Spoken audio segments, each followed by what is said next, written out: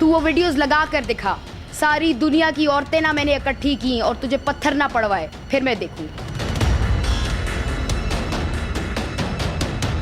मुझे इस औरत से ये सवाल करना है ऑन स्क्रीन, हिरा ज़िया से और इसकी उस क्रिमिनल फैमिली से, तुम लोगों को चोरी में, डकैती में, पैसे लूटने में इंटरेस्ट था, चीज़ें लूटने में इंटरेस्ट था, तुम लोगों ने मेरे भाई के साथ हरासा क्यों किया? तुम लोगों ने उसके ऊपर बलवा क्यों बोला? उसके ऊपर तशद्दुद क्यों किया? उसको हरासा क्यों किया? How dare you harass my brother?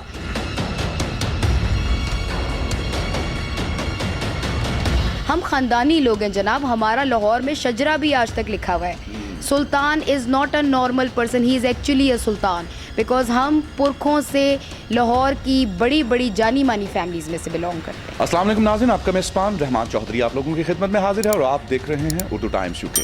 नाज़रीन, आज से कुछ अर्सा पहले पूरे सोशल मीडिया के ऊपर एक स्टोरी वायरल होती है जिसमें एक हस्बैंड जिसका नाम है शेख सुल्तान, वो अपनी बीवी से इस कदर मोहब्बत करता है कि पूरी दुनिया में उसका प्रचार करता है कि मुझसे ज़्यादा ताबेदार अपनी बीवी का कोई नहीं है, अगर कोई है तो मैं चैलेंज करता हूं मेरे सामने आए।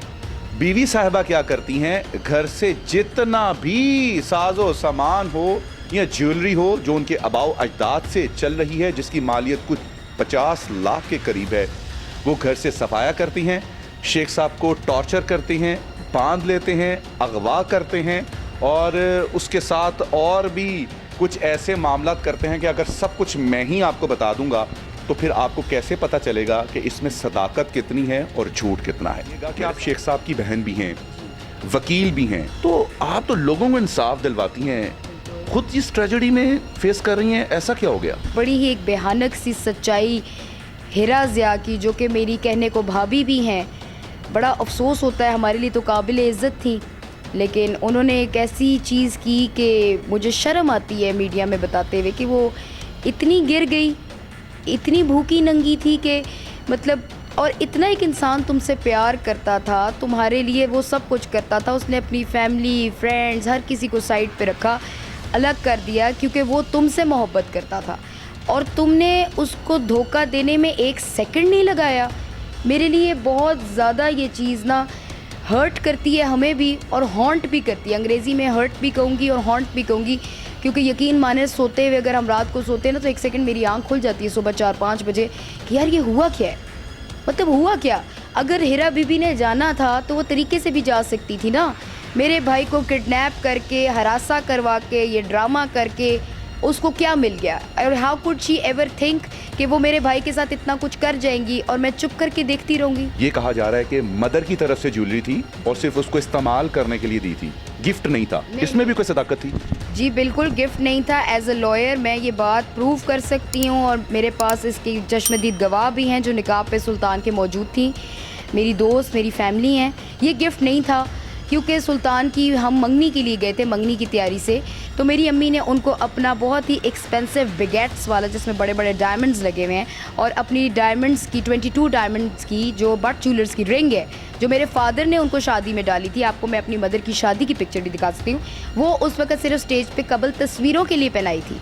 It was not a gift, एक म्यूचुअल अंडरस्टैंडिंग थी सास बहू की उनके बेटे सुल्तान के सामने कि बेटा ये आप तस्वीरों के लिए पहन लो ओकेजन पे, मुझे आप बाद में दे देना, आपका खावंद आपको खुद ज्वेलरी बना देगा। व्यूअर्स, हमारे साथ इस वक्त नाजिया मौजूद हैं जो इस वाक़े की चश्मदीद गवाह है। निकाह के टाइम में तो मैं बिल्कुल इनके साथ ही कोहार्ट में, इनफैक्ट हम लोग गए थे कि जस्ट वहाँ इंगेजमेंट का फंक्शन होना है और हम लोग उसी तैयारी से गए थे and very next day of engagement I guess Hira ने ही अर्ली मॉर्निंग माविश को कॉल की, मैं और माविश सो रहे थे कि भाई आज हमारा निकाह हो रहा है, विच इज़ शॉकिंग न्यूज़ हमारे लिए। बिल्कुल ज्वेलरी की जो स्पेशली बात है जो कि बहुत ज़्यादा मतलब माविश ने हाईलाइट की है, तो वो क्योंकि मैं वहाँ मौजूद थी और आंटी ने जस्ट वो एज अ बोरो जो कर लेते हैं, जस्ट वो जाहिर है क्योंकि एक रस्म को पूरा करना होता है। रस्म पूरा करना, एग्जैक्टली उसको पूरा करना था, तो ये गिफ्ट नहीं था, हिरा को ये ज्वेलरी दी नहीं थी, जस्ट उस